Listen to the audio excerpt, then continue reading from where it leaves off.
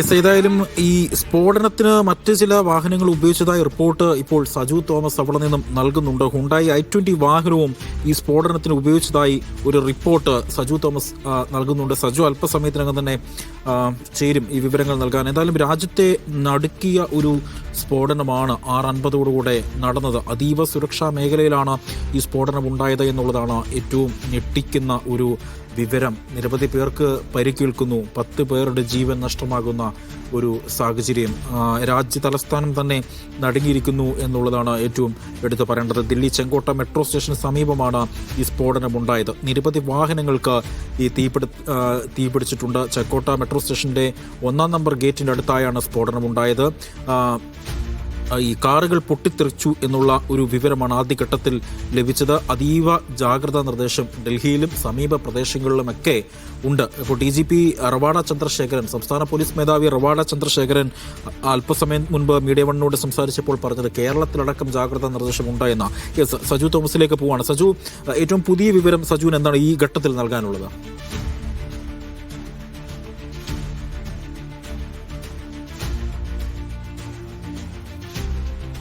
സജു കേൾക്കുന്നുണ്ടോ? സജു, പുതിയ വിവരം എന്താണ് സജുവിന് ലഭിച്ചത്? മറ്റു വിശദാംശങ്ങൾ?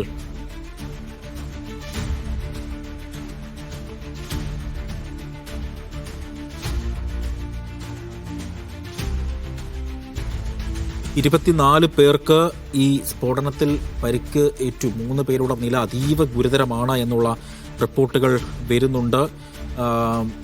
8 വാഹനങ്ങൾ കത്തി നശിച്ചു എന്നുള്ള വിവരങ്ങൾ ഈ ഘട്ടത്തിൽ പുറത്ത് വരുന്നുണ്ട്. NSG മേഖലയുടെ സുരക്ഷ ഏറ്റെടുക്കുകയും NIA കൃത്യമായ പരിശോധനകൾ നടത്തുകയും ചെയ്യുന്നുണ്ട്. സജു തോമസ് വീണ്ടും ചേരുകയാണ്. സജു, ഈ സ്ഫോടനത്തിന് മറ്റു ചില വാഹനങ്ങൾ ഉപയോഗിച്ചതായ റിപ്പോർട്ടുകൾ ഇപ്പോൾ ഈ ഘട്ടത്തിൽ വരുന്നുണ്ടല്ലോ, എന്താ പറയാനുള്ളത്? അജയ്, അതായത് ഈ സ്ഫോടനവുമായി ബന്ധപ്പെട്ട് മാരുതി ഇക്കോ വാഹനമാണ് സ്ഫോടനം ഉണ്ടായത്. പക്ഷേ ഈ സ്ഫോടനത്തിൽ ഹ്യുണ്ടായി വാഹനം ഉപയോഗിച്ചു എന്നുള്ള ചില റിപ്പോർട്ടുകളാണ് ഇപ്പോൾ ഡൽഹി പോലീസിന്റെ വൃത്തങ്ങൾ പുറത്തുവിട്ടിരിക്കുന്നത്. ഹ്യുണ്ടായി വാഹനവും സ്ഫോടനത്തിന് വേണ്ടി ഉപയോഗിച്ചു എന്നുള്ളതാണ്. 3 വാഹനങ്ങൾ സ്ഫോടനത്തിനായി ഉപയോഗിച്ചിട്ടുണ്ടോ എന്നുള്ള ചില റിപ്പോർട്ടുകൾ നേരത്തെ വന്നിരുന്നു. അതിലിപ്പോൾ സ്ഥിരീകരിക്കാനാവുന്ന ചില റിപ്പോർട്ടുകളാണ് ഇപ്പോൾ ഡൽഹി പോലീസിന്റെ ഭാഗത്തു നിന്നും പുറത്തു വന്നിരിക്കുന്നത്. എന്തായാലും ഇപ്പോൾ ആഭ്യന്തരമന്ത്രി അമിത്ഷാ സംസാരിക്കുകയാണ്. സംഭവ സ്ഥലത്ത് ഉടൻ തന്നെ പോലീസ് എത്തി. അതുകൊണ്ട് തന്നെ വലിയൊരു അപകടം ഒഴിവായെന്നും അന്വേഷണം പുരോഗമിക്കുകയാണെന്നും പരിക്കേറ്റവർക്ക് ഉടൻ തന്നെ ചികിത്സ നൽകിയെന്നും 10 പേരുടെ മരണമാണ് റിപ്പോർട്ട് ചെയ്തിരിക്കുന്നതെന്ന് ഇപ്പോൾ ആഭ്യന്തരമന്ത്രി അമിത്ഷാ വ്യക്തമാക്കുന്നത്. ഭീകരാക്രമണ സാധ്യതയാണ് അദ്ദേഹം മുന്നിൽ വെക്കുന്നത്. NIA അതോടൊപ്പം തന്നെ ഫോറൻസിക് സംഘമുള്ളവർ ഇപ്പോൾ സ്ഥലത്ത് പരിശോധന നടത്തിക്കൊണ്ടിരിക്കുകയാണ്. അതായത് വലിയൊരു അപകടമാണ് ഉണ്ടായിരിക്കുന്നതെന്നാണ് ഇപ്പോൾ ആഭ്യന്തരമന്ത്രി അമിത്ഷാ വ്യക്തമാക്കിയിരിക്കുന്നത്. അപകടമുണ്ടായി 10 മിനിറ്റിനുള്ളിൽ തന്നെ അവിടെ ഉദ്യോഗസ്ഥരും പോലീസും അതോടൊപ്പം തന്നെ അഗ്നിരക്ഷാ സേന അടക്കമുള്ളവർ എത്തിയെന്നും ഉടൻ തന്നെ രക്ഷാപ്രവർത്തനം പുരോഗമിച്ചു എന്നാണ് ഇപ്പോൾ ആഭ്യന്തരമന്ത്രി അമിത്ഷാ സംസാരിക്കുന്നത്. അദ്ദേഹം ഇപ്പോൾ പങ്കുവച്ചുകൊണ്ടിരിക്കുകയാണ്. എന്തായാലും ഇന്ത്യയിലെ വിവിധ ഭാഗങ്ങളിൽ ഇപ്പോൾ സുരക്ഷ ഏർപ്പെടുത്തിയിരിക്കുകയാണ്. അതീവ സുരക്ഷയിലൂടെയാണ് രാജ്യ തലസ്ഥാനം കടന്നുപോയിക്കൊണ്ടിരിക്കുന്നത്. ഡൽഹിയെ ഞെട്ടിച്ച ഒരു വൻ സ്ഫോടനമാണ് ഉണ്ടായിരിക്കുന്നത്. IED ആണോ പൊട്ടിത്തെറിച്ചത് എന്നുള്ള ചില സംശയങ്ങൾ നേരത്തെ തന്നെ വന്നിരുന്നു. പക്ഷേ ഡൽഹി പോലീസാണ് അതിന് കൃത്യമായ വ്യക്തത വരുത്തേണ്ടത്. ഈ വാഹനത്തിൽ ഉണ്ടായിരുന്ന IED ആണോ എന്നുള്ളതിൽ ചില സംശയങ്ങൾ നേരത്തെ തന്നെ ഉണ്ടായിരുന്നു. എന്തായാലും ഇന്നിപ്പോൾ ഫൈസാബാദിലും അതോടൊപ്പം തന്നെ ജമ്മു കാശ്മീരിലും ഉണ്ടായിട്ടുള്ള അറസ്റ്റ് ഇതുമായി ബന്ധപ്പെട്ടുള്ള ഒരു സ്ഫോടനത്തിന് അല്ലെങ്കിൽ ഈ സ്ഫോടനം ഇതുമായി ബന്ധപ്പെട്ടാണോ എന്നുള്ള അന്വേഷണം ഇപ്പോൾ നടത്തുകയാണ്.